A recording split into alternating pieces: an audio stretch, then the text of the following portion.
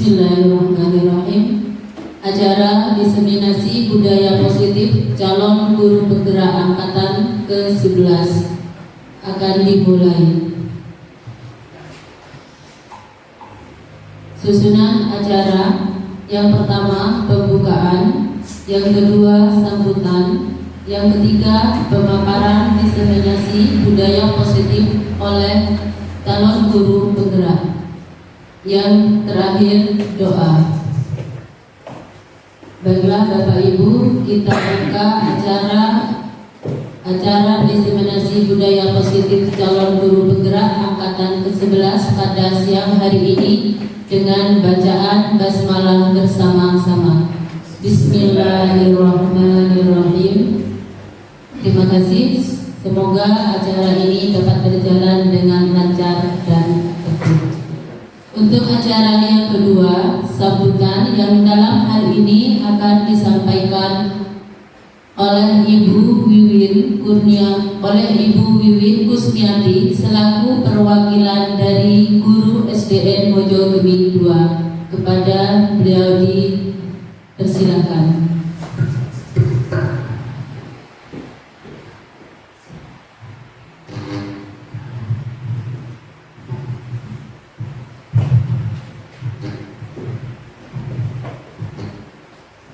Assalamualaikum warahmatullahi wabarakatuh. Yang kami hormati Ibu Kepala Sekolah SDN Mojogemi II, kemudian di sini juga ada Ibu Kepala Sekolah dari SDN Dolen Baru 1, kemudian Ibu Kepala Sekolah dari SDN Mojogemi 02, beserta Bapak Ibu guru semua yang kami hormati. Dan di sini juga beberapa Bapak Ibu guru dari SDN Mojogemi 01. Syukur alhamdulillah pada pagi hari ini kita bisa berkumpul bersama-sama, yaitu dalam acara diseminasi budaya positif calon guru penggerak angkatan 11. Kami sampaikan juga selamat datang di sekolah kami Bapak Ibu. Pada hari ini akan disampaikan diseminasi oleh calon guru penggerak kami angkatan 11, yaitu Ibu Nunung Kurni, yang insya Allah pada pembahasan diseminasi hari ini akan ada beberapa ilmu atau materi yang akan beliau sampaikan atau akan berbagi bersama kami, bersama Bapak Ibu guru semua, yang nantinya akan bisa diterapkan Bapak Ibu di kelas anak-anak dalam kita bagaimana menerapkan pembelajaran kepada siswa-siswi kita, Bapak Ibu. Jadi diharapkan dari kegiatan hari ini nantinya akan dapat memberikan manfaat khususnya bagi kita semua sebagai seorang guru, Bapak Ibu. Tentunya program guru penggerak ini juga sekalian saya sampaikan menjadi salah satu program yang kita harus laksanakan dan kita dukung pelaksanaannya. Begitu pula bagi guru-guru yang masih belum, monggo, karena ini adalah program dari pemerintah, Bapak Ibu. Begitu Bapak Ibu, mungkin sedikit yang dapat kami sampaikan sebagai perwakilan dari guru SDN Mojogemi 01, Bapak Ibu. Sekali lagi kami sampaikan terima kasih banyak atas kehadiran Bapak Ibu semua di lembaga kami SDN Mojogemi 01. Kurang lebihnya saya mohon maaf. Wabillahi taufik wal hidayah. Wassalamualaikum warahmatullahi wabarakatuh.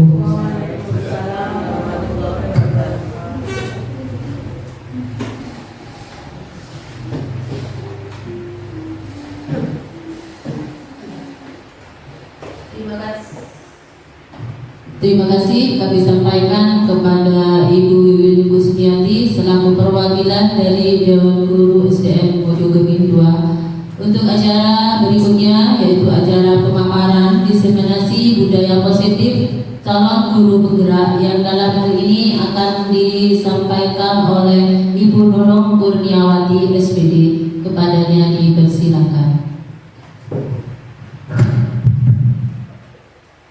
terima kasih banyak pada pembawa acara pada hari ini. Sebelumnya izinkan saya pada kesempatan kali ini untuk memberikan pemaparan atau diseminasi mengenai budaya positif yang saya pelajari di kegiatan guru penggerak. Sebelumnya, Assalamualaikum warahmatullahi wabarakatuh. Waalaikumsalam warahmatullahi wabarakatuh. Kepada yang terhormat Bapak Ibu Kepala Sekolah dari SDN Balet Baru 1 dan Mojobumi 1, yang terhormat pula Bapak Ibu guru yang menghadiri acara diseminasi budaya positif pada hari ini. Saya ucapkan terima kasih banyak atas ketersediaan waktunya dalam menghadiri acara ini, dan mohon maaf jika apabila nantinya dalam pemaparan kali ini ada beberapa sedikit kekurangan ataupun ketidakcocokan dengan apa yang ada dalam pemikiran Bapak Ibu sekalian. Selanjutnya tidak lupa juga mari kita haturkan salawat serta salam kepada junjungan kita Nabi Muhammad SAW. Semoga senantiasa kita diberikan kelimpahan berkah barokah serta hidayahnya, supaya kita nanti selamat dunia dan akhirat. Perkenalkan, saya CGP Angkatan 11 dari Kabupaten Jember. Pada kesempatan kali ini akan memaparkan mengenai aksi nyata saya dalam budaya positif.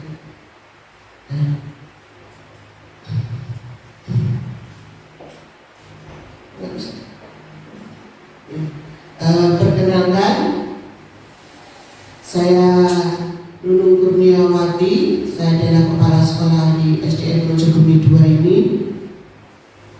Saya akan mendiseminasikan mengenai budaya positif yang saya dapat dari pendidikan guru penggerak. Apa budaya positif itu? Ya, mungkin beberapa Bapak Ibu guru yang lainnya sudah pernah mendengarkan budaya positif. Mengapa budaya positif itu perlu? Di sini yang pertama itu, mengapa budaya positif itu perlu? Satu, yaitu memotivasi individu untuk mencapai potensi masing-masing.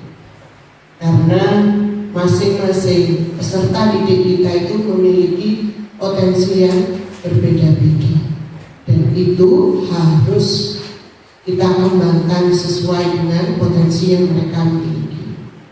Yang kedua yaitu membangun hubungan yang kuat.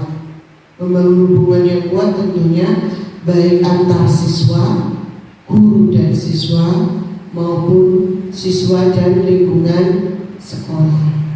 Selanjutnya yaitu menciptakan suasana yang nyaman dan aman. Pastinya itu harus kita ciptakan suasana yang aman dan nyaman. Mengapa hal itu harus kita lakukan? Karena tanpa suasana yang nyaman, aman, siswa tidak akan bisa berkembang sesuai dengan potensinya. Sesuai dengan filosofi KHD bahwa kita harus menciptakan situasi yang nyaman, yang menyenangkan buat siswa kita. Mengapa? Supaya potensi yang dimiliki siswa tersebut bisa berkembang dengan maksimal. Karena sejatinya seorang siswa itu bukan lembaran kosong. Siswa adalah lembaran yang sudah berisi tulisan tapi samar-samar. Kitalah sebagai pendidik, kitalah sebagai guru yang tugasnya adalah menegaskan tulisan yang samar tersebut menjadi sesuatu yang tebal atau mengembangkan potensi yang dimiliki oleh siswa tersebut. Selanjutnya, dengan adanya nilai-nilai positif, konflik dapat diselesaikan dengan cara yang lebih konstruktif. Konflik maksudnya ketika ada permasalahan di dalam kelas, itu dapat terselesaikan dengan secara konstruktif, ada tahapannya. Budaya positif ini Bisa dimulai dari mana? Ya dimulai dari kelas.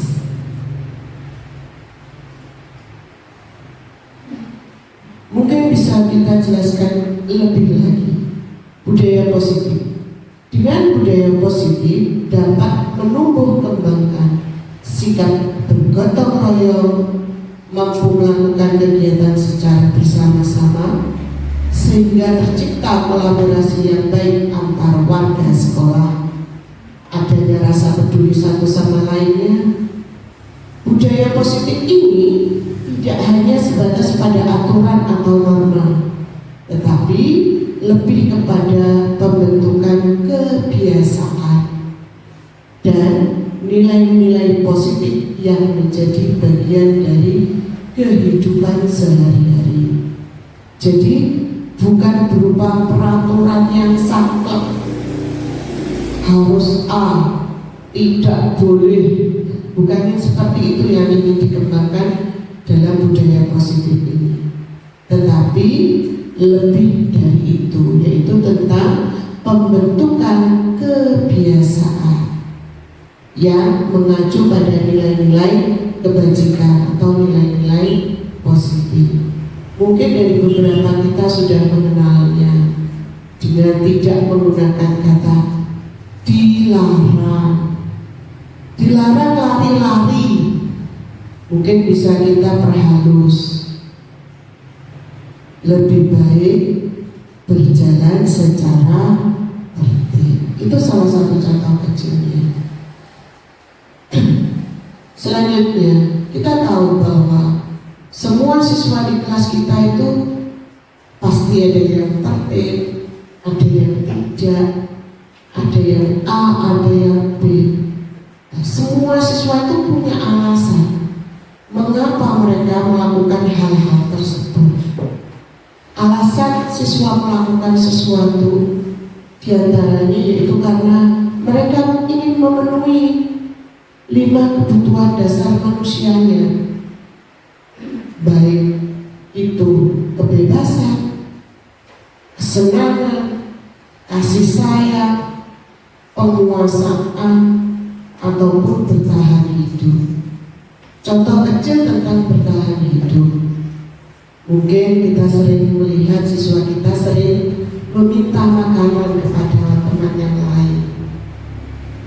Mengapa dia melakukan yang seperti itu?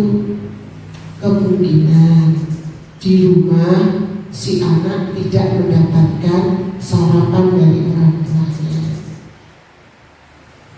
atau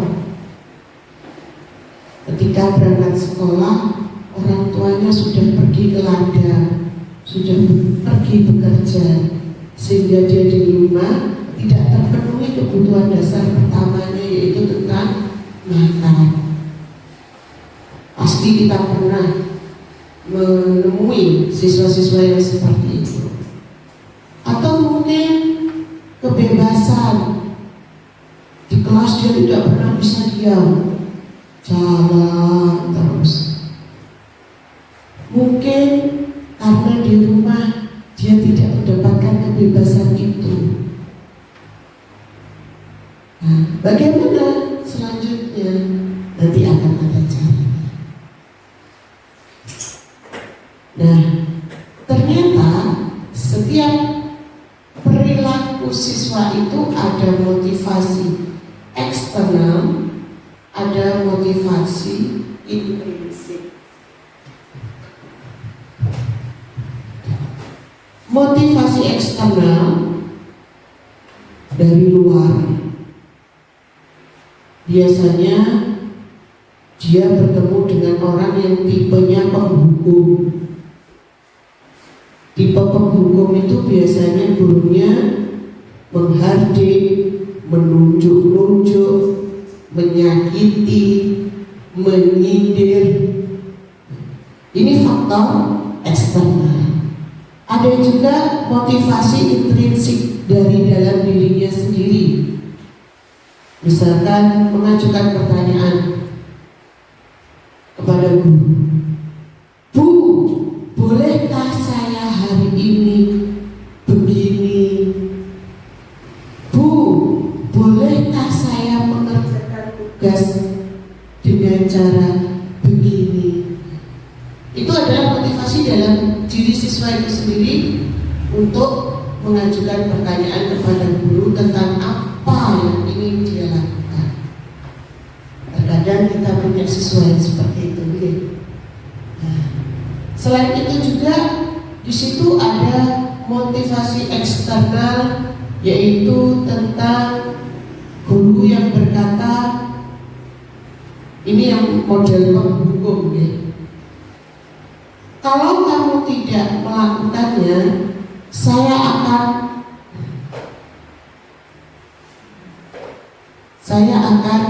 menghukum, saya akan menyuruh kamu berlari. Itu untuk yang model penghukum.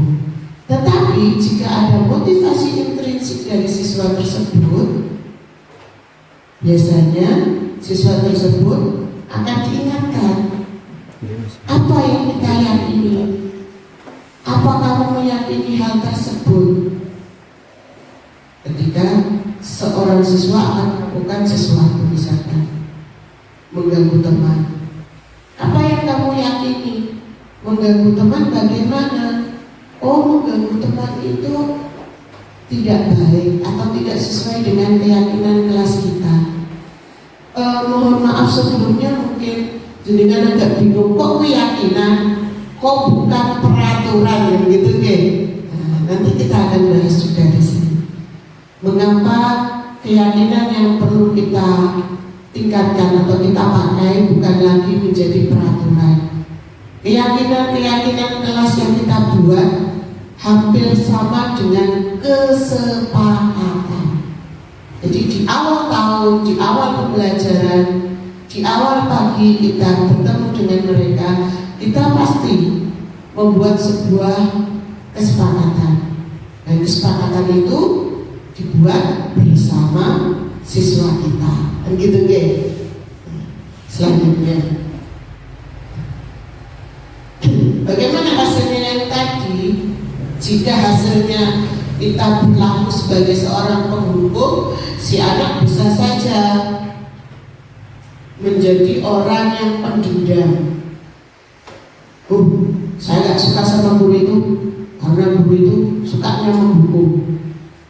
Dia akhirnya akan terus mengingat kejadian yang tidak menyenangkan tersebut menjadi sebuah dendam.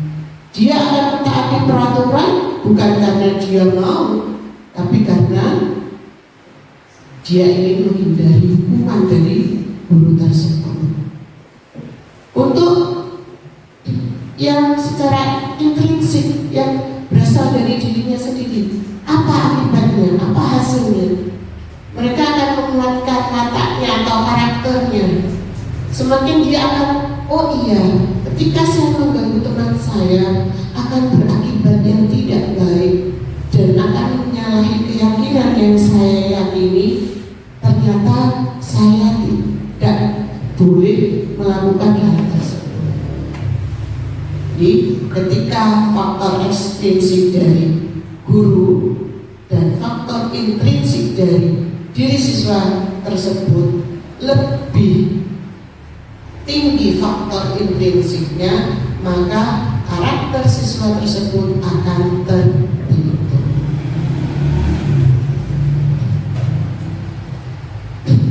Lalu dampaknya, ketika kita menjadi seorang penghukum, dampaknya adalah selalu mengulangi kesalahan berulang kali, perilaku menjadi agresif. Kita pasti pernah bertemu dengan siswa kita yang ketika diingatkan berulang-ulang kali dia mengulangi kesalahannya. Sebetulnya karena dia berontak tadi, mendendam tadi. Tapi jika dia lebih kuat faktor intrinsiknya, dia akan mengevaluasi dirinya, bagaimana menjadi diri yang lebih baik. Ini perbedaan ketika kita memaksakan atau memotivasi siswa yang salah karena kita berlaku sebagai penghukum. Lalu kaitannya dengan dunia berkualitas apa? murid meletakkan guru di luar dunia berkualitas. Artinya murid sudah tidak respect lagi terhadap gurunya, karena dia sudah punya perasaan dendam tadi. Tetapi jika faktor intrinsiknya lebih besar, maka murid akan meletakkan dirinya sebagai individu yang positif dalam dunia berkualitas. Dunia berkualitas maksudnya dunianya menjadi lebih baik daripada sebelumnya. Jadi budaya positif itu bisa dipengaruhi oleh faktor eksternal dan faktor internal dari diri dalam siswa tersebut. Nah, bagaimana cara kita untuk melakukan budaya positif itu? Ada sebuah kalimat atau sebuah kata, yaitu restitusi. Apa sih arti dari restitusi? Restitusi adalah sebuah cara menanamkan disiplin positif pada murid. Disiplin positif bukan dipaksakan atau bukan faktor eksternal tadi, tetapi harus memunculkan faktor internalnya pada diri murid. Restitusi adalah proses menciptakan kondisi bagi murid untuk memperbaiki kesalahan mereka, sehingga mereka bisa kembali pada kelompok mereka dengan karakter yang lebih kuat, menurut Gosen di tahun 2004. Jadi kutipan kalimat ini adalah dari Gosen di tahun 2004. Jadi restitusi adalah menciptakan kondisi untuk memperbaiki kesalahan, sehingga mereka bisa kembali pada kelompok mereka dengan karakter yang lebih kuat. Semua siswa pasti pernah melakukan kesalahan. Kita pun juga sebagai manusia dewasa pernah melakukan kesalahan. Seperti yang tadi sudah saya ungkapkan, bahwa ada alasan di balik semua perbuatan yang dilakukan oleh siswa kita tadi. Pemenuhan kebutuhan kebebasan, pemenuhan bertahan hidup, kesenangan, penguasaan, itu tadi. Mereka mesti punya alasan dari kelima alasan tadi. Maka dari itu kita harus menyadarkan mereka dengan cara restitusi. Harus memperbaiki kesalahan, harus berani bertanggung jawab, mengimplementasikan dengan keyakinan atau kesepakatan yang sudah mereka buat atau mereka yakini, agar karakternya tercipta lebih kuat. Selanjutnya, restitusi juga ada proses kolaboratif yang mengajarkan murid untuk mencari solusi untuk masalahnya dan membantu murid berpikir tentang orang seperti apa yang mereka inginkan dan bagaimana mereka harus memperlakukan orang lain, oleh Charles Gosen di tahun 1990. Jadi selain yang tadi restitusi untuk memperbaiki kesalahan yang pernah dilakukan, di sini juga dikatakan mengajarkan untuk mencari solusi. Ketika si siswa melakukan sebuah kesalahan, jangan langsung, oh kamu anak nakal. Tidak, karena sejatinya tadi mereka melakukan sesuatu, ada 5 alasan yang ingin mereka penuhi. Entah itu tentang kasih sayang, entah itu tentang penguasaan ataupun bertahan hidup.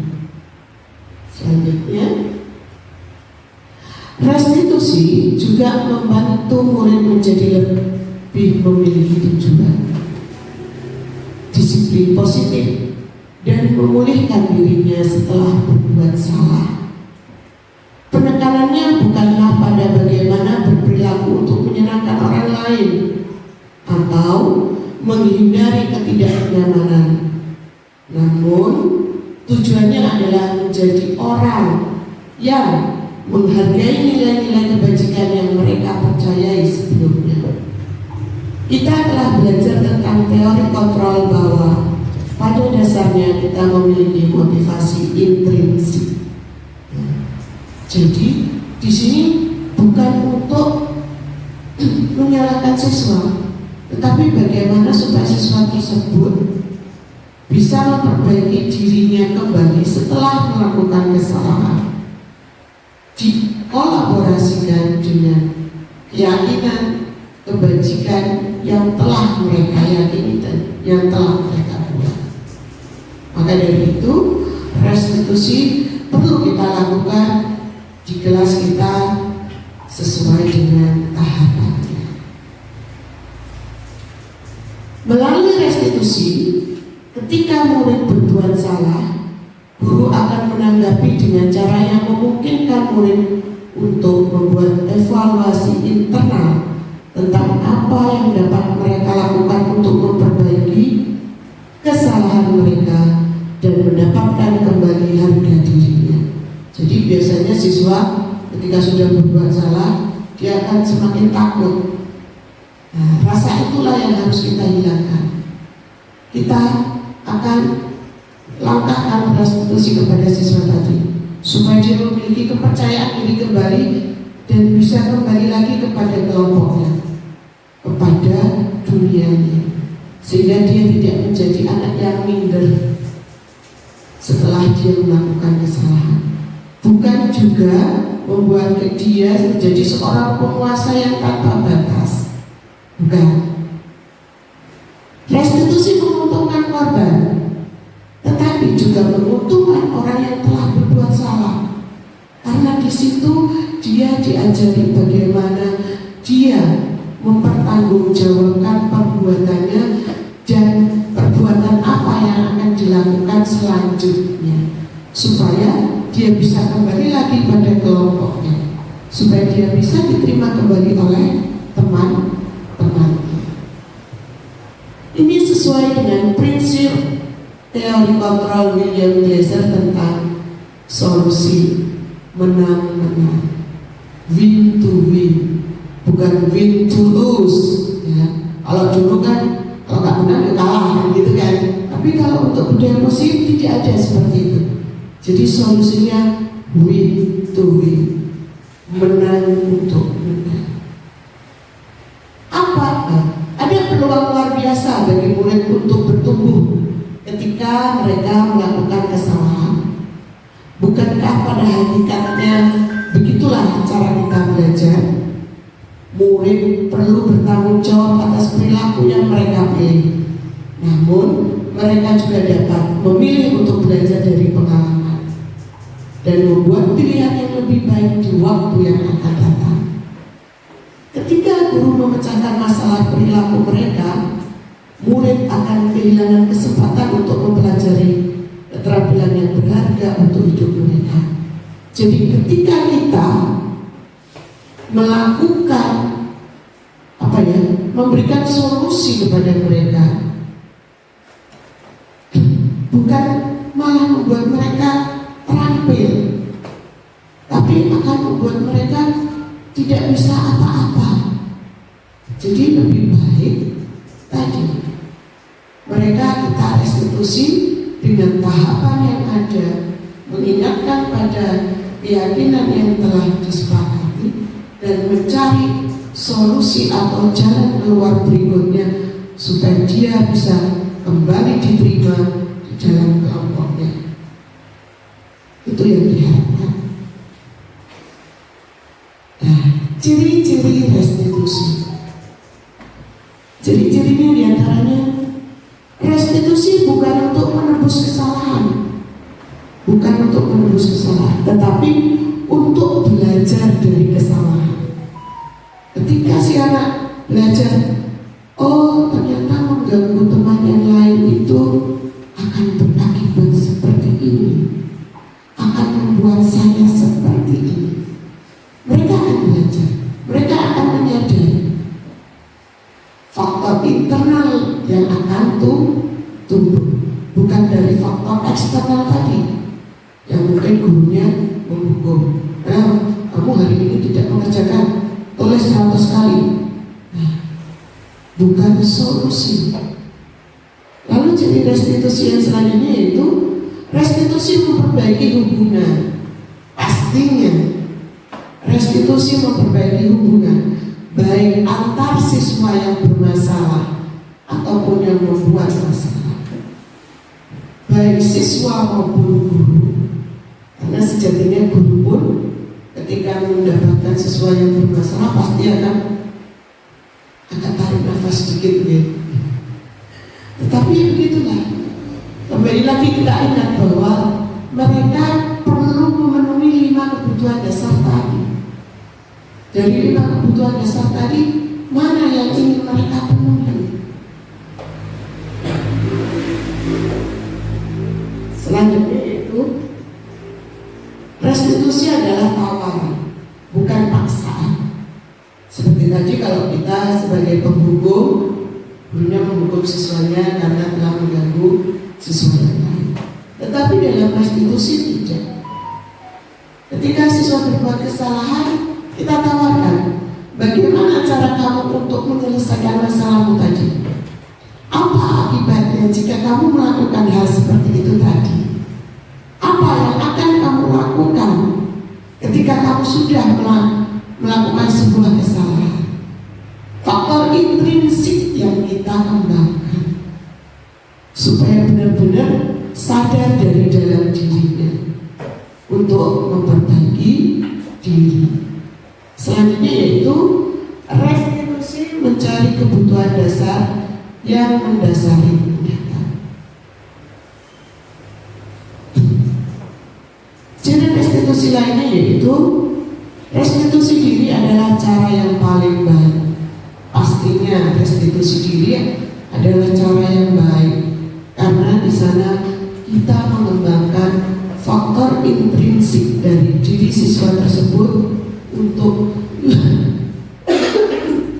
lebih meyakini apa yang telah menjadi keyakinan mereka. Mohon izin saya minum sebentar ya.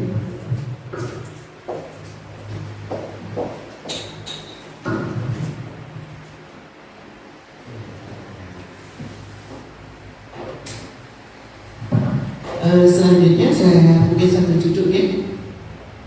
Yang kedua yaitu restitusi fokus pada karakter, bukan tindakan. Tadi dengan direstitusi diharapkan siswa dapat mengembangkan karakter dirinya menjadi lebih baik.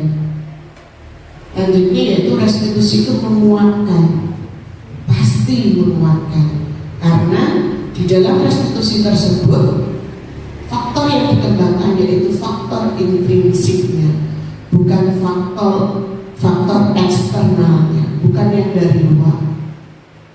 Dan selanjutnya yaitu restitusi fokus pada solusi. Yang seperti sudah saya contohkan tadi bahwa restitusi itu memberikan solusi supaya dia bisa berbuat bagaimana di kelanjutannya agar dia bisa diterima kembali dalam kelompoknya. Kemudian tujuan restitusi diantaranya yaitu menciptakan lingkungan positif agar terbentuk suatu budaya positif. Adalah suatu proses pendidikan yang harus dijalani karena ini merupakan tanggung jawab kita sebagai seorang pendidik, sebagai seorang pemimpin pembelajaran. Suatu lingkungan yang aman dan nyaman akan memberikan murid kesempatan dan kebebasan untuk berproses dalam belajar, berbuat kesalahan dan belajar lagi, memperbaikinya, sehingga mampu menerima dan menyerap suatu pembelajaran dengan baik. Perlu diingat, selama seseorang merasakan tekanan-tekanan di lingkungannya, maka proses pembelajaran akan sulit terjadi. Salah satu tanggung jawab kita sebagai pendidik adalah menghilangkan atau mencabut gangguan-gangguan yang menghalangi proses pengembangan potensi murid, sehingga mampu kita ciptakan filosofi KHD. Filosofi KHD yaitu pembelajaran yang berpusat pada siswa. Jadi kita menghamba kepada siswa, mengembangkan potensi yang dimiliki siswa dengan cara menciptakan suasana yang nyaman dan aman dengan menggalakkan budaya positif tadi. Nah, selanjutnya apa sih konsepnya yang ingin kita capai? Begitu kan? Konsep yang ingin kita capai diantaranya perubahan paradigma belajar.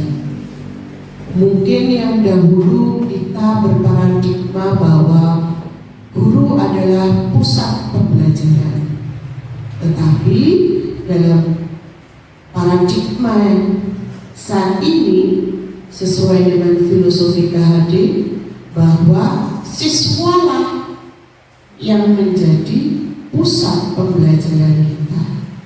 Makanya nanti akan ada pembelajaran berdiferensiasi. Tapi jangan khawatir, pembelajaran berdiferensiasi bukan berarti terus gurunya menciptakan soal dengan berbagai macam, kemudian metodenya dengan berbagai macam. Tidak sampai seharus seperti itu.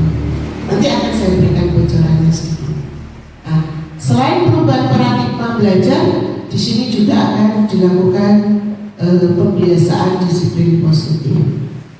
Di sini juga akan dikembangkan nilai-nilai kebajikan. Nilai-nilai kebajikan bisa diambil untuk nanti menjadi kesepakatan kelas. Kemudian melihat dari itu, kita juga harus lihat bahwa kebutuhan dasar manusia tadi yang 5, penguasaan, bertahan hidup, kasih sayang, kemudian kesenangan.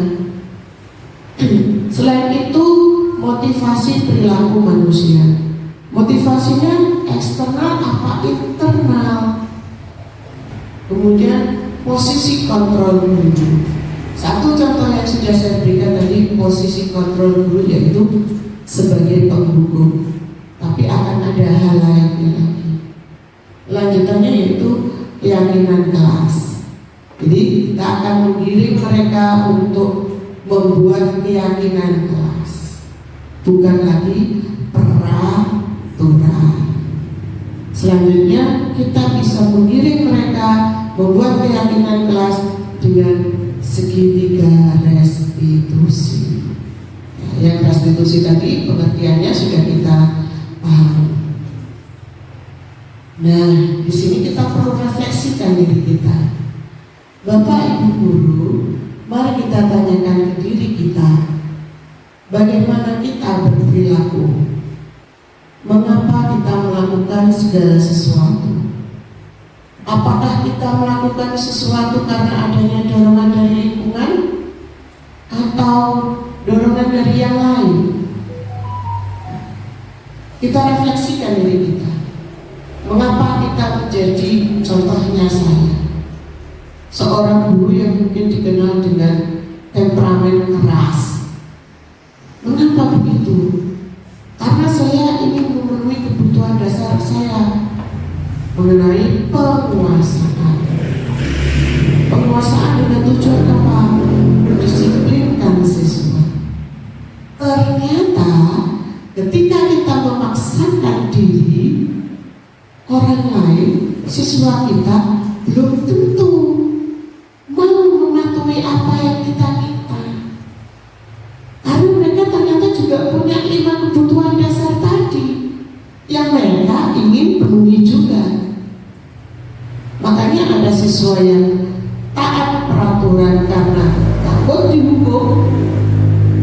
Yang kedua, mereka taat peraturan karena menghindari hukuman. Atau mungkin juga mereka hanya ingin dapat imbalan, dipuji. Ini anak yang bagus, tidak pernah melanggar peraturan. Mungkin dia ingin memenuhi itu. Nah, mari kita refleksikan diri kita. Karena ketika saya refleksikan diri saya sendiri juga masih banyak kekurangan. Maka dari itu di sini saya belajar. Apa yang saya pelajari perlu saya bagikan kepada jenengan. Bukan berarti saya sudah benar, tidak. Nah, terkadang kita melakukan sesuatu karena kita menghindari rasa sakit atau ketidaknyamanan. Oh, gak enak di buka es, aku tak berangkat pagi. Wah, itu mungkin ya. Atau oh, gak enak ada buka es, meskipun saya sakit, saya tak masuk sekolah. Mungkin untuk menghindari rasa ketidaknyamanan. Tetapi apakah harus seperti itu? Tidak. Terkadang kita juga melakukan sesuatu untuk mendapatkan apa yang kita mau. Jadi tidak harus sesuai dengan peraturan. Terkadang. Bagaimana sih pembelajaran dengan paradigma yang baru? Tadi sudah sedikit saya ulas.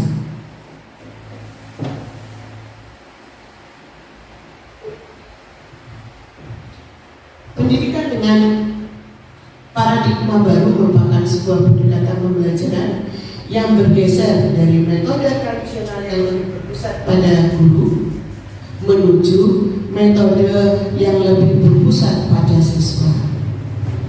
Ini ya. Jadi ini yang harus kita perlu lakukan saat ini dan detik ini.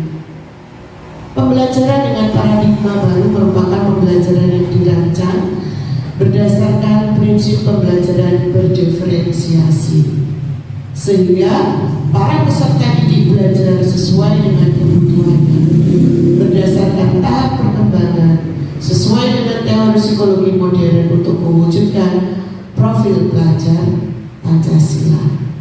Jadi pembelajaran berdiferensiasi dengan maksud guru mampu memenuhi semua kebutuhan siswa yang berbeda-beda dalam satu kelas. Ketika di awal pembelajaran tentunya kita telah melakukan asesmen diagnostik. Ada siswa yang kinestetik, ada siswa yang auditori, gitu ya. Satu lagi apa nih? Kinestetik, auditori, dan satu lagi audiovisual. Bagaimana berdiferensiasinya? Silakan satu tugas tetapi cara penyelesaiannya yang berbeda-beda. Misalkan kelompok A, Bu, saya menyelesaikannya dengan cerita. Silakan. Bu, saya menyelesaikannya dengan bermain peran. Silakan. Atau mungkin ya, yang bisa lebih tinggi. Bu, saya pakai laptop. Saya mau menjelaskannya pakai laptop. Monggo, kalau memang si siswa tersebut mampu dan di sekolah memiliki aset yang menunjang. Jadi berdiferensiasi bukan soalnya yang berbeda-beda, tetapi penyelesaiannya yang berbeda-beda sesuai dengan kemampuan kelompok siswa tersebut. Misalkan di kelas 1 kemarin saya lihat Bu Wiwin ini ya, kelompok 1 belum bisa membaca sama sekali. Kelompok 2 sudah lumayan bisa membaca, sudah mengenal huruf.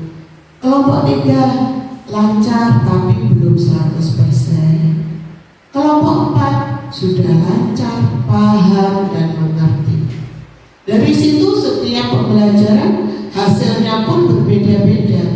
Yang baru belajar, ya baru belajar, namanya baru belajar ya belajar A, B, C. Bagi yang sudah paham, ya mereka akan paham kalimat itu artinya apa. Ya, saya lanjutkan. Nah, disinilah tugas kita yang perlu kita refleksikan, yaitu miskonsepsi tentang teori kontrol. Sepertinya kita sebagai guru yang mengontrol siswa, gitu ya. Ternyata tidak. Siswa sendiri itulah yang mengontrol dirinya. Dia mau patuh atau tidak kepada guru itu tergantung pada faktor intrinsik tadi. Makanya faktor intrinsiknya yang harus kita kembangkan. Mari kita perhatikan. Ilusi guru mengontrol murid pada dasarnya, kita tidak dapat memaksakan murid untuk berbuat sesuatu jikalau murid tersebut memilih untuk tidak melakukan. Terkadang kita punya satu siswa ya, si Doni tolong ambilkan itu. Kadang itu ada murid kan yang tidak mau sama sekali ya. Itu sebenarnya dia mengontrol dirinya sendiri, bukan kita yang mengontrol mereka. Tetapi seakan-akan kita yang mengontrol mereka. Ini yang perlu kita refleksikan juga. Yang kedua yaitu ilusi bahwa kritik dan membuat rasa bersalah mampu menguatkan karakter. Misalkan, Doni, kamu hari ini sudah ganggu temannya. Apalagi guru dimarah sama burunya karena kamu sudah berbuat benar. Jangan itu sudah membuat si Doni ini merasa bersalah. Karena jenengan bilang, saya nanti pasti dimarahi burunya karena kamu sudah berbuat salah. Itu pun bukan jenengan yang ngontrol Doni sebetulnya, tetapi dia sendirilah yang mengontrol dirinya. Tetapi seakan-akan jenengan sudah menguasai dia dengan cara membuat dia merasa bersalah. Dan gitu kan? Tidak kita sadari. Lanjutnya yaitu bahwa ilusi bahwa semua penguatan positif itu efektif dan bermanfaat. Segala usaha untuk mempengaruhi murid agar mengulangi suatu perilaku tertentu adalah suatu usaha untuk mengontrol murid tersebut. Belum tentu juga. Kembali lagi ke yang tadi, dia ingin melakukannya itu berdasarkan faktor intrinsik apa ekstrinsiknya. Mari kita merefleksikan diri kita tentang hal itu. Yang terakhir yaitu ilusi bahwa orang dewasa berhak memaksa. Ini guru berhak memaksa muridnya. Belum tentu. Banyak orang dewasa yang percaya bahwa mereka memiliki tanggung jawab untuk membuat murid-murid tersebut berbuat hal tertentu. Belum tentu. Karena tidak semua siswa akan mau melakukan apa yang kita perintahkan. Karena tadi ada 5 kebutuhan dasar. Mereka mau melakukan itu karena menghindari hukuman atau karena hanya ingin dipuji. Hati-hati, ini akan menjebak kita sebagai seorang guru untuk menerapkan budaya positif. Jika kita tidak menyadarinya, jika kita salah konsepsi tentang teori kontrol. Nah, mengubah paradigma atau stimulus ke pendekatan teori kontrol. Apa yang perlu kita lakukan? Bagaimana yang harus kita lakukan? Di sini ada stimulusnya, itu kita harus tahu bahwa kebutuhan setiap manusia itu sama. Yang tadi 5 kebutuhan dasar tadi, setiap manusia sama, baik siswa maupun guru sama.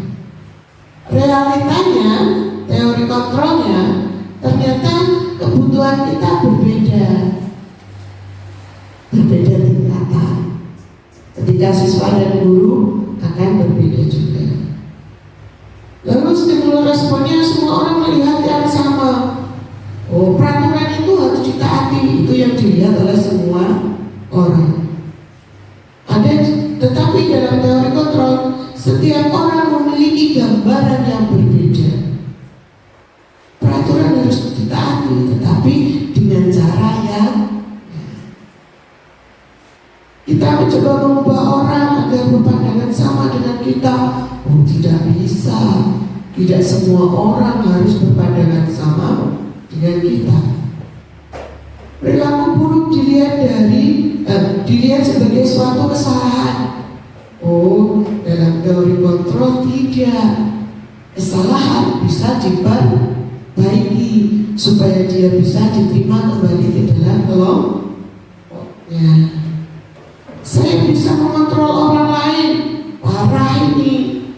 Belum tentu jenengan bisa mengontrol orang lain. Pemaksaan ada pada saat bujukan gagal. Ketika sudah dibujuk siswanya, kemudian dipaksa.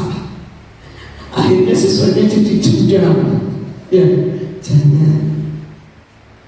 Kemudian model berpikir menang kalah tadi yang saya ucapkan sudah. Lalu bagaimana cara kontrolnya? Kita sebagai seorang guru, kita sebagai manajer di kelas, kita sebagai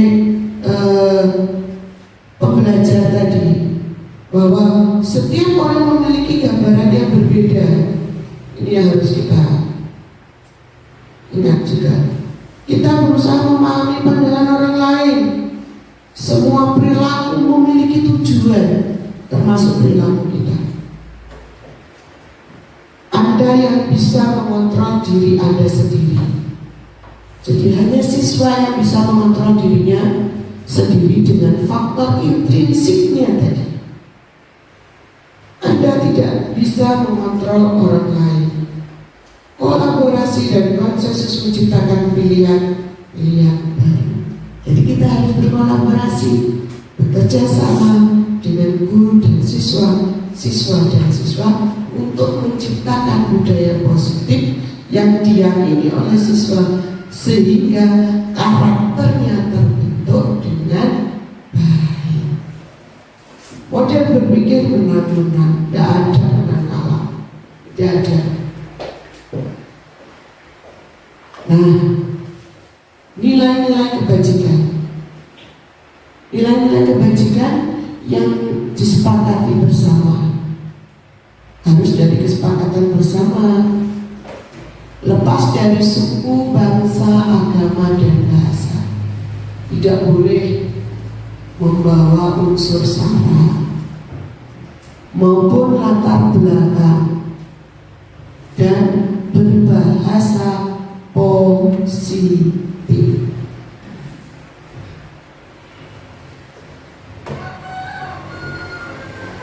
Berbahasa positif maksudnya dengan tidak menggunakan kata dilarang ataupun tidak boleh. Misalkan dilarang datang terlambat akan menjadi nilai-nilai kebajikan atau kata yang bisa disepakati menjadi sebuah kalimat yang bagaimana? Datang tepat waktu. Terima kasih Bu Wiwi. Ya, jadi kata tidak atau kata dilarang tidak digunakan untuk membuat kalimat kebajikan. Datang tepat waktu, berjalan lebih aman. Jangan lari-lari. Kalau saya begitu ya, ayo anak-anak, jalan saja biar aman. Kalimatnya harus dirubah seperti itu. Mulai dari hal yang kecil. Ini adalah contoh-contohnya.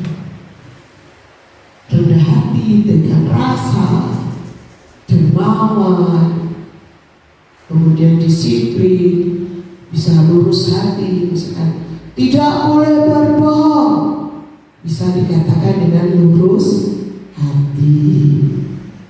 Nah, ini bisa dengan pakai nanti sebagai referensi membuat kesepakatan atau kebajikan kelas. Dari kebajikan kelas nanti kita kumpulkan akan menjadi kebajikan sekolah atau lembaga. Inilah diri kita.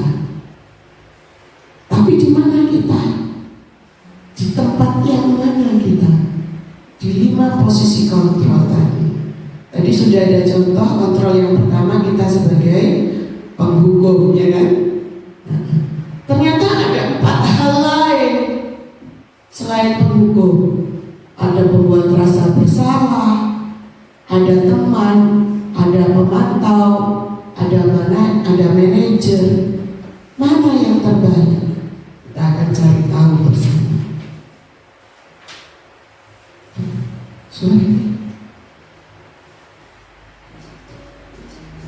Kita akan simak sedikit video. Suaranya nanti kurang keras.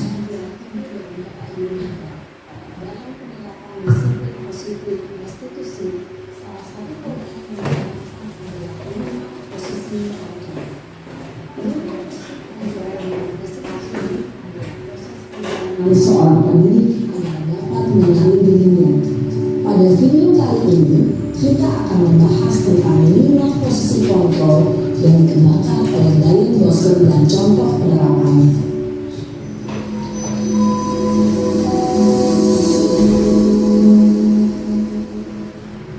5 posisi kontrol itu adalah 1. Posisi penghukum, 2. Posisi pembuat rasa bersalah, 3. Posisi teman, 4. Posisi pemantau atau monitor, dan 5. Posisi manajer. Untuk lebih memahami kelima posisi tersebut, mari kita saksikan kasus Naren yang terlambat hadir 20 menit di sekolah dan melihat bagaimana kelima posisi kontrol dalam menghadapi masalah tersebut.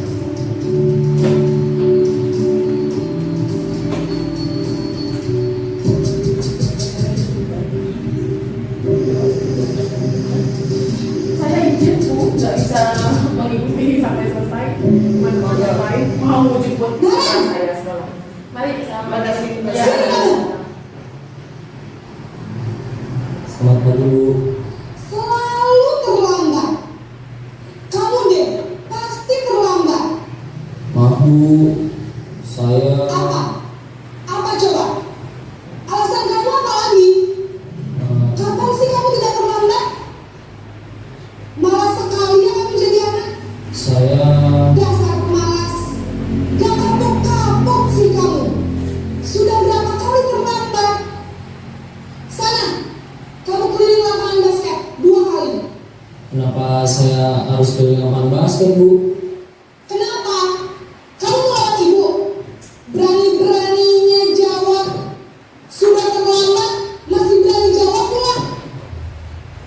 Sekarang, keliling lapangan basket 5 kali sekalian. Biar kapok. Cepat. Pergi sana ke lapangan basket. Posisi penghukum biasanya berbicara dengan nada tinggi, menghardik, menunjuk-nunjuk, menyakiti, dan menyindir. Hukuman bisa berupa fisik maupun psikis. Ibu dan bapak guru hebat. Dampak yang terjadi pada murid ketika guru berada pada posisi penghukum adalah murid cenderung akan memberontak, bahkan menyimpan dendam.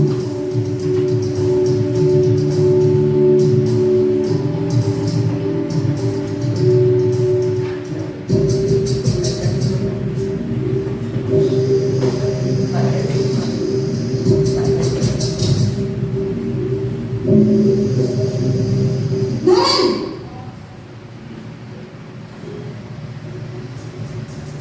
Selamat pagi Bu. Naren, kamu kenapa terlambat lagi, nak? Ya Tuhan, Naren, kamu senang ya bikin ibu susah ya? Kalau kamu terlambat lagi, nanti ibu yang ditegur bapak kepala sekolah, nak. Disangka ibu tidak bisa membina kamu. Duh, gimana ini? Maaf Bu, Duh, Gusti Naren, kamu suka ya kalau ibu tegur bapak kepala sekolah? Terus, sekarang ibu harus tulis apa yang di buku absen? Ini kamu sudah sering terlambat loh. Ibu harus apa coba? maaf Bu, Maaf sekali. Ya sudah, lain kali jangan bikin ibu susah lagi ya nak ya. Ibu tidak akan kuat lagi kalau kamu begini terus. Bisa jantungan kalau ibu tegur bapak kepala sekolah. Sana cepat ke kelas. Maaf ya Bu. Maaf sekali. Posisi pembuat rasa bersalah berbicara dengan nada tenang, cenderung lembut. Namun kata-kata yang diutarakan membuat murid merasa menjadi orang yang gagal, memandang buruk dirinya sendiri, merasa tidak berharga, dan tidak sanggup membahagiakan orang lain. Ketika guru mengambil posisi pembuat rasa bersalah, murid akan menganggap dirinya yang bersalah dan ia akan menyimpan emosi negatif tersebut di dalam dirinya.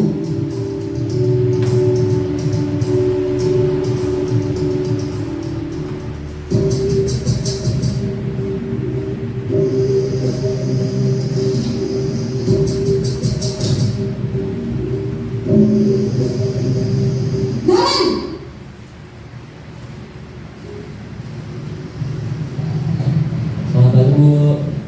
Wah, sudah jam berapa ini nak? Terlambat lagi ya sayang. Iya Bu, habis ibu saya lupa mengajar saya Bu. Kamu malah menyalahkan ibu kamu. Kamu bukannya anak yang larinya paling kencang. Kok terlambat sih? Iya Bu, saya memang terlambat bangun tadi. Jadi biarpun saya lari kencang, tetap gak kencang Bu. Ya sudah sana, nanti lain kali larinya lebih kencang lagi ya. Biar gak terlambat lagi. Bikin seneng ibu, demi ibu. Bisa kan? Bisa lah Bu. Ya sudah sana masuk kelas. Ibu beresin urusan absen kamu. Kamu ini ada-ada saja. Dalam posisi teman, guru berbicara dengan nada suara ramah, akrab, cenderung bersenda gurau untuk menjaga suasana tetap santai. Murid akan merasa senang, aman, dan akrab dengan guru.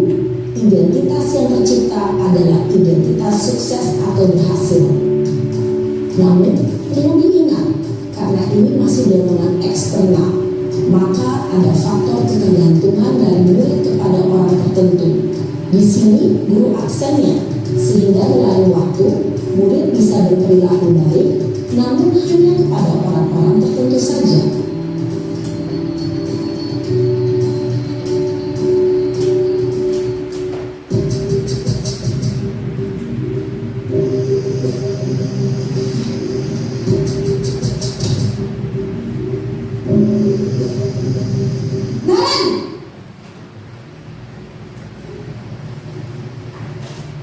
Selamat pagi Bu. Naren, apa peraturan sekolah kita tentang jam berapa kita harus masuk sekolah, nak? Kita harus di sekolah jam 7 Bu. Iya betul, sekarang sudah jam 7.20. Naren sudah tahu konsekuensinya jika terlambat hadir. Paham Bu, saya harus tinggal kelas pas jam istirahat selama 20 menit. Iya benar, konsekuensinya demikian. Jadi nanti jam 9.30 pas istirahat, kamu harus tinggal di kelas, kerjakan tugas tambahan untuk ketertinggalan kamu, ya? Baik Bu. Posisi pemantau mengandalkan penghitungan atau data untuk mengontrol murid. Guru mengarahkan murid berdasarkan peraturan dan konsekuensi. Seorang pemantau menunjukkan bahasa tubuh dan ekspresi wajah yang datar dan cenderung formal.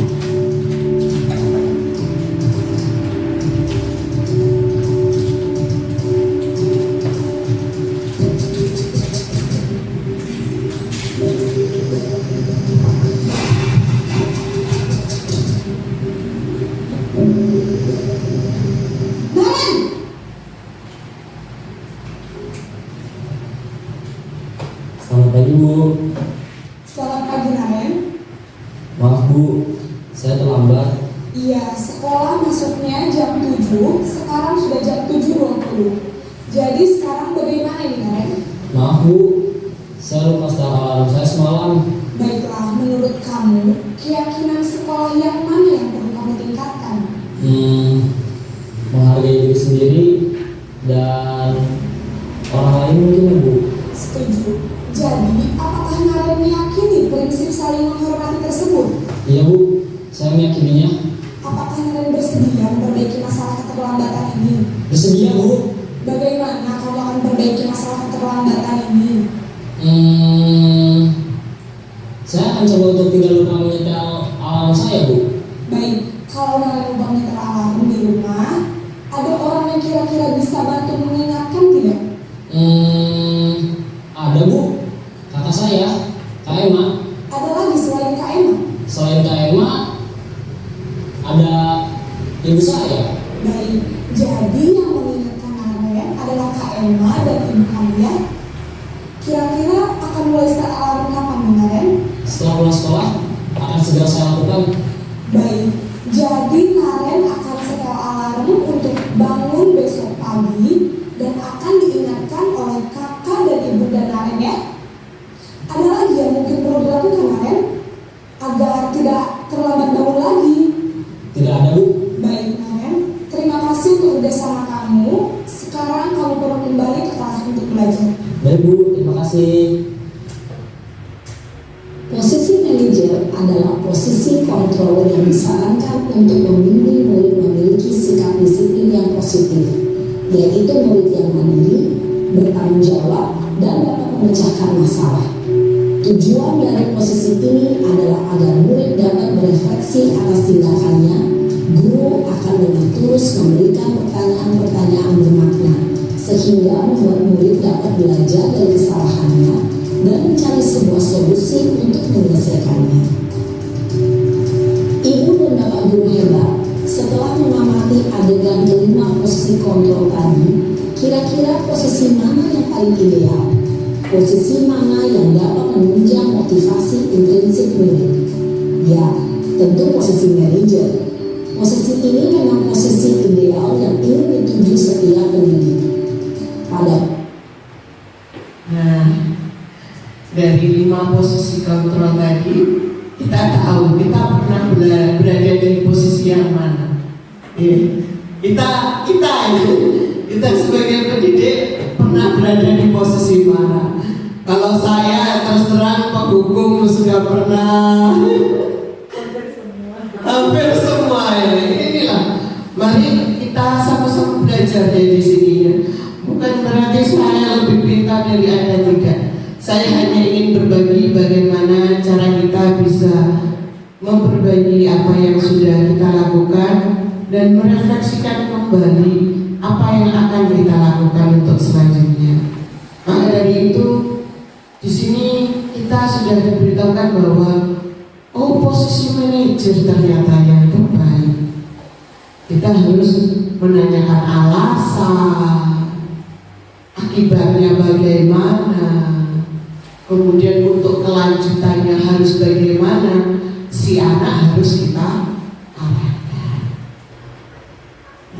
Di sini ada video tentang bagaimana kita bisa berlaku sebagai posisi manajer. Mungkin bisa kita. Halo Ibu dan Bapak Guru, selamat datang. Kita di sini akan membuat tentang keyakinan kelas. Tadi kalimat keyakinan kelas adalah kalimat yang bernuansa positif, tidak mengandung kata tidak dan tidak mengandung kata dilarang. Contohnya saling menghormati. Tapi kalau salaman bentuknya seperti ini, saya rasa juga belum tepat ya Bu Fatim ya. Iya, dilihat dari kaidahnya kurang baik. Kemudian ada disiplin, ada tentang menjaga kebersihan. Mengapa keyakinan kelas bukan peraturan kelas? Nah, di sini kita bahas. Karena nilai-nilai kebajikan universal yang disepakati secara tersirat dan tersurat lepas dari latar belakang suku, negara, bahasa maupun agama. Seseorang akan lebih tergerak hatinya jika dia meyakini apa yang dia yakini daripada hanya sekedar mengikuti serangkaian peraturan tertulis tanpa makna. Tanpa makna artinya yang dia tidak paham.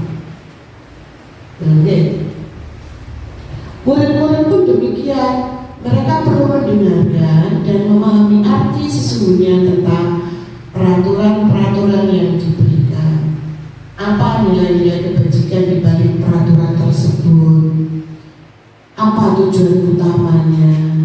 Dan menjadi tidak tertarik atau takut sehingga hanya sekedar mengikuti serangkaian peraturan-peraturan yang mengatur mereka tanpa memahami tujuan mulianya. Pembentukan keyakinan kelas. Tadi keyakinan kelas kalimatnya bernuansa positif, bersifat abstrak, berupa pernyataan universal, dibuat dalam pernyataan positif, sedikit agar mudah diingat, sesuai dengan kondisi kelas dan sekolah sehingga mudah diterapkan. Semua warga sekolah atau warga kelas dilibatkan dalam membuat keyakinan kelas. Dan di depan ini ada contoh mengenai keyakinan di kelas 5. Yang pertama yaitu disiplin waktu dan tempat. Jagalah kebersihan. Memakai seragam sekolah. Nah ini masih ada kata jangan ini Pak Busro ini. Jangan ramai ketika dalam kelas. Bisa kita ganti bagaimana nih? Jangan ramai, tertib. Nah itu bisa kita arahkan. Mengerjakan tugas dengan penuh tanggung jawab. Angkat tangan saat ingin bertanya. Izin saat keluar masuk kelas. Mengikuti pembelajaran dengan tertib. Wah ada sudah ternyata. Jadi cukup satu tadi yang menjadi referensi kita untuk diganti, yaitu tidak menggunakan kata tidak, dilarang ataupun jangan. Oke. Selanjutnya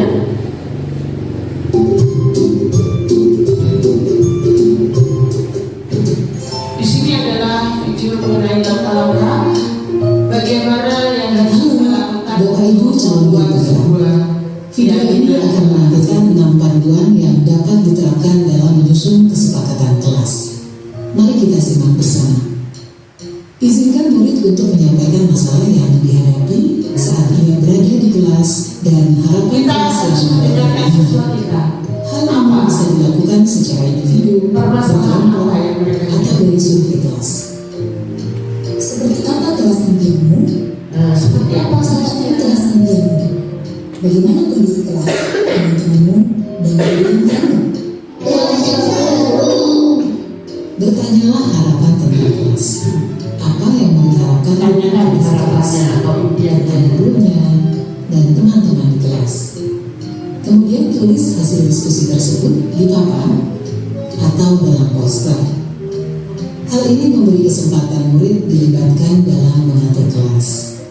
Cara ini menjadi lebih efektif dibandingkan hanya memberitahukan hal apa saja yang dilarang dilakukan. Menurut kalian, apa yang harus kita semua lakukan untuk mencapai kelas impian kita? Lakukan diskusi untuk mendapatkan umpan balik dari murid. Perjelas tentang kesepakatan kelas. Penting jika kesepakatan kelas berisi aturan yang murid percaya dan bisa dilakukan, baik sebagai individu maupun dalam kelompok. Supaya Pastikan bahwa semua daftar memang diterapkan dalam proses belajar mengajar. keluar dengan Jika ada yang melewatkan, pandu murid untuk menambahkan tujuan lain yang terlupakan atau menghapus tujuan yang tidak utama. Buatlah poster atau tabel yang menampilkan kesepakatan kelas yang disetujui di akhir. Kesepakatan kelas dibuat dapat berupa panduan tingkah laku berupa kata yang positif. Misalnya, jangan berlari berubah menjadi berjalan dengan hati-hati. Hindari kata jangan dan dilarang. Pada poin pertama, murid sepakat saling mendengarkan antara guru dan murid. Guru bisa menuliskan berupa gambaran tingkah laku yang diharapkan dari kesepakatan. Misalnya, kami, guru dan murid yang saling menyayangi. Buatlah penekanan pada sifat positif dalam kesepakatan kelas tersebut. yaitu saling menyayangi. Pada poin kedua, murid sepakat. Murid aktif dan semangat saat belajar. Guru bisa menuliskan berupa gambaran tingkah laku yang diharapkan dari kesepakatan. Misalnya, kami murid yang semangat belajar. Buatlah penekanan pada sikap positif dalam kesepakatan kelas tersebut, yaitu semangat. Pada poin ketiga, murid sepakat saling membantu jika ada yang mengalami kesulitan. Guru bisa menuliskan berupa gambaran tingkah laku yang diharapkan dari kesepakatan. Misalnya, kami murid yang peduli dengan teman-teman. Buatlah penekanan pada sikap positif dalam kesepakatan kelas tersebut, yaitu peduli. Jadi setiap kesepakatan Jumlah poin kesepakatan kelas tidak terlalu positif. Selamanya melakukan ini dan dilakukan murid. Untuk menciptakan rasa memiliki, tantangan bagi semua murid untuk menandatangani atau memberi nama ataupun Boleh tanda poster kontrak kesepakatan. Atau tanda tangan kalau Juga perlu memberikan tanda tangan. bisa cap Letakkan tangan. poster kontrak kesepakatan di bagian kelas yang terlihat oleh semua murid dan guru. Nah, kebetulan ini tadi tidak ada tanda tangannya. Untuk Besok bisa ditambahkan. bisa memberikan catatan untuk tanda menyepakati kesepakatan kelas. Lakukan refleksi secara rutin terkait kontrak kesepakatan kelas yang sudah disusun. Tanyakan siswa terkait perkembangan penerapan aturan dan tentukan apakah ada hal yang perlu diubah atau diperbaiki. Apakah Jadi harus berkembang. dilakukan? Tidak harus 1 tahun itu terus. Ayo kita diskusikan lagi mengapa hal ini sulit dilakukan. Lakukan proses ini terutama saat pertama, awal tahun ajaran baru. Kedua, saat ada murid yang melakukan hal yang tidak sesuai kesepakatan. Ketiga, sebelum menjalankan aktivitas baru. Keempat, ketika awal masuk sekolah setelah libur panjang. Proses ini tidak akan pernah berhenti dan akan selalu dikembangkan. Nah, itu tadi adalah bagaimana langkah kita sebagai seorang guru untuk membuat keyakinan kelas. Nah, dari situ kita akan bisa menghasilkan produk yaitu keyakinan kelas. Tapi jangan lupa juga tadi direfleksikan di beberapa waktu yang berikutnya. Jadi tidak hanya ketika sudah selesai dibuat sudah begitu saja, jangan ya. Direfleksikan apakah dari kegiatan itu dari keyakinan itu ada beberapa hal yang ternyata masih belum bisa dilaksanakan dengan baik. Dan gitu oke. Kemudian kita akan masuk pada materi yang terakhir yaitu tentang definisi segitiga restitusi. Inilah cara kita sebagai seorang guru yang harus menggunakan langkah agar siswa tersebut bisa kembali menjadi dirinya yang utuh dan bisa diterima kembali dalam lingkungannya. Apa sih segitiga restitusi itu? Segitiga restitusi itu sebuah cara atau langkah untuk menyelesaikan sebuah masalah. Atau dikatakan di sini adalah proses komunikasi dua arah antara pendidik dan peserta didik yang difasilitasi untuk mengembangkan karakter mandiri dan tanggung jawab. Ada 3 hal yang wajib dilakukan dalam segitiga restitusi, yaitu yang pertama menstabilkan identitas, yang kedua validasi tindakan yang salah, dan yang ketiga adalah menanyakan keyakinan tadi, keyakinan yang sudah kita buat bersama. Bagaimana sih menstabilkan identitas? Tadi sudah ada contohnya, tapi nanti akan ada contoh lagi. Berdasarkan prinsip pembuat kesalahan adalah bagian dari proses pembelajaran. Jadi anak berbuat salah itu merupakan proses pembelajaran supaya mereka bisa mencari tahu, memecahkan masalah apa yang mereka hadapi. Bukan kita yang memecahkan masalah, tetapi mereka sendiri. agar karakternya bisa terbentuk dengan kuat tadi. Berbuat salah itu wajar. Kita manusia dewasa juga sering berbuat salah. Tidak ada manusia yang sempurna. Betul sekali. Tidak ada manusia yang sempurna. Yang sempurna hanya Allah. Ibu atau bapak juga pernah melakukan itu, melakukan kesalahan maksudnya. Ibu atau bapak tidak mau mencari siapa yang salah atau siapa yang benar. Ibu dan bapak ingin mencari solusi dari permasalahan ini. Mengapa si Joni tadi suka mengganggu temannya misalnya? Kamu berhak merasa begitu karena masing-masing anak punya 5 alasan tadi. Punya alasan, ada 5 hal yang harus mereka penuhi tadi. Makanya kadang dia suka menguasai temannya, suka mengganggu temannya. Ada alasan di balik itu semua. Inilah yang harus kita lakukan supaya kita bisa mengembalikan mereka kepada karakter yang sebaik-baiknya. Yang kedua, validasi tindakan yang salah. Kita ingatkan mereka, kamu pasti punya alasan mengapa melakukan hal itu, seperti yang sudah saya katakan. Padahal kamu bisa melakukan yang lebih buruk dari ini loh ya, tapi kamu tidak melakukannya kan? Misalkan marah pada temannya, temannya ditinju, gurunya bingung, termasuk saya. Ya, ketika ada siswa seperti itu juga saya bingung. Tapi setelah saya belajar ini, oh iya, ternyata anak ini pasti punya alasan mengapa dia melakukan hal tersebut. Selanjutnya itu, kamu patut bangga karena telah melindungi sesuatu yang penting buatmu.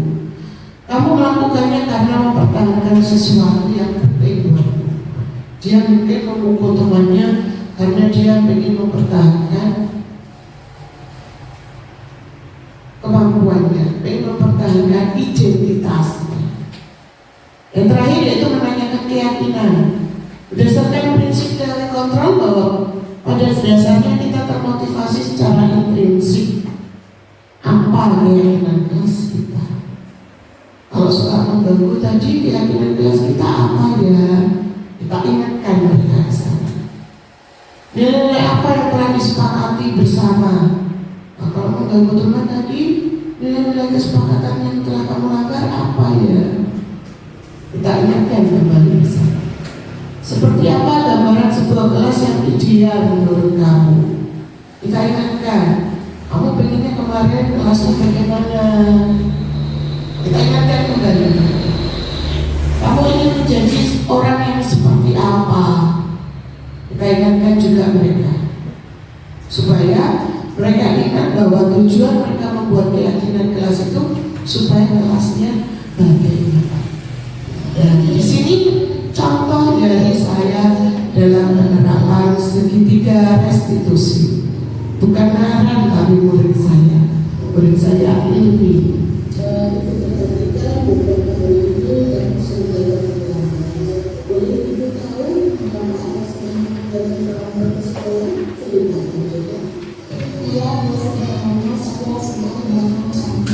Oh begitu. Lalu apa yang menjadi hambatannya untuk datang pagi ke sekolah? Saya harus membantu ibu saya untuk menyiapkan kue-kue di dalam ibu saya ke rumah sehingga saya enak pergi ke sekolah. Ibu mengerti membantu orang tua di rumah itu merupakan kewajiban, tetapi jangan sampai mengganggu waktu sekolah. Ya, bagaimana kita bersepakatan? Kesepakatan? Ya, kesepakatan. Kamu akan berusaha bangun lebih pagi lagi supaya kamu bisa mengantarkan kue-kue ibumu ke warung-warung dan kamu tidak terlambat lagi ke sekolah. Baik Bu, saya akan mencobanya. Baiklah, selain itu saya akan mencoba untuk meminta bantuan kepada teman-teman yang lain untuk membersamaimu berangkat ke sekolah agar kamu tidak terlambat lagi dari ke sekolah. Ya,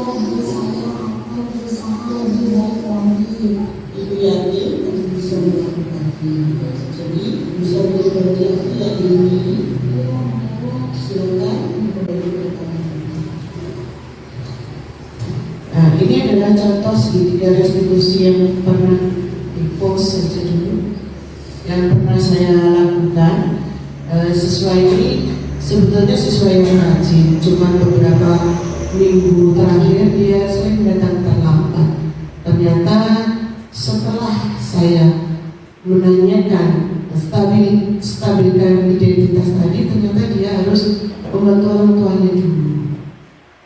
Setelah saya stabilkan identitasnya, saya mencoba untuk memvalidasi kesalahannya.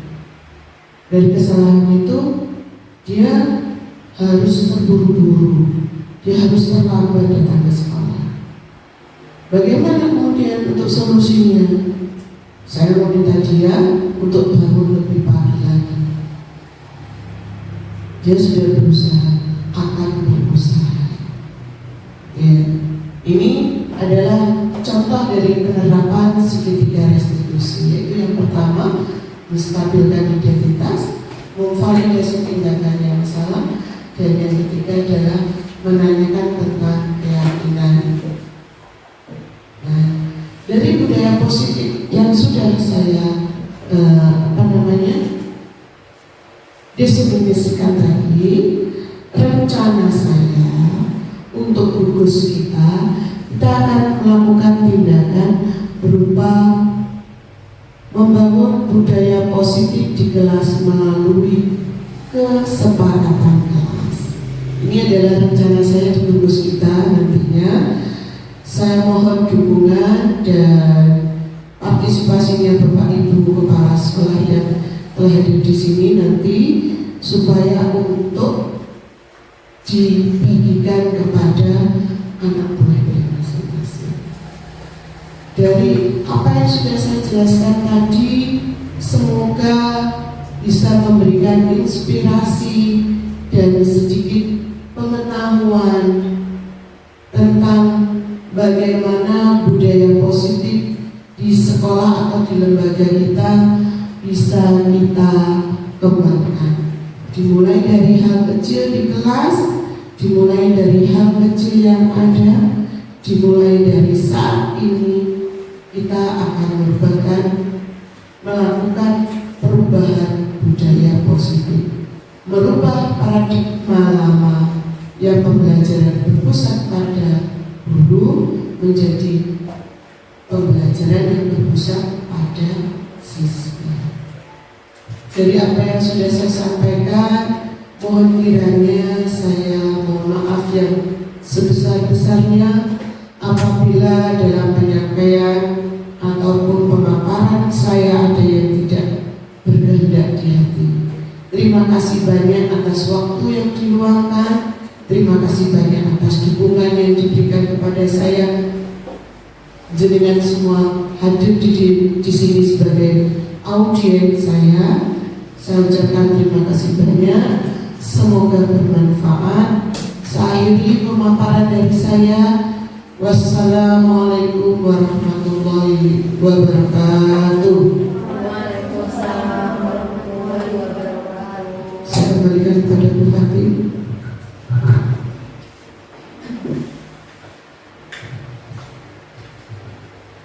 Itulah tadi pemaparan diseminasi budaya positif calon guru penggerak yang telah disampaikan oleh Ibu Nunung Kurniawati SPD. Untuk acara berikutnya, penutup doa yang akan dibacakan oleh Bapak Ridai. Kepada tugas dipersilakan.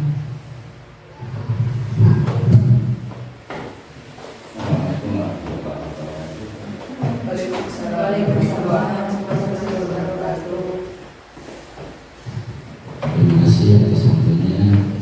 Sebelum kita berdoa, mudah-mudahan acara pada kesempatan siang hari ini selalu dapat ridha dari Allah SWT, dan semoga kesehatan, rezeki serta kesuksesan menyertai kita semua. Amin amin Allahumma amin. Ala hadirin wa ala kulli niyatin al-Fatihah.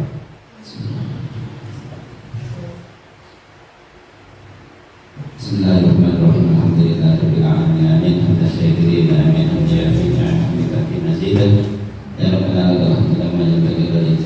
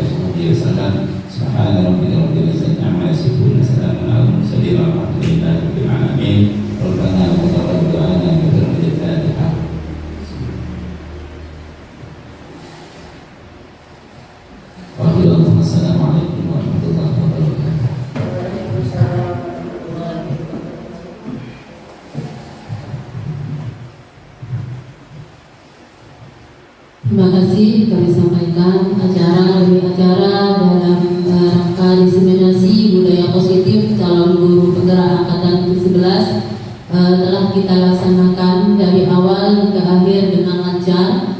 Semoga apa yang sudah dipaparkan oleh calon guru penggerak angkatan ke-11 atas nama Ibu Nunung Kurniawati bisa memberikan tambahan pengetahuan untuk bekal kita mengajar. Dari kami sebagai pembawa acara, mohon maaf apabila ada kata atau kalimat yang kurang berkenan di hati Bapak Ibu sekalian. Akhirul kalam, Allahul muwaffiq ila aqwamit thoriq.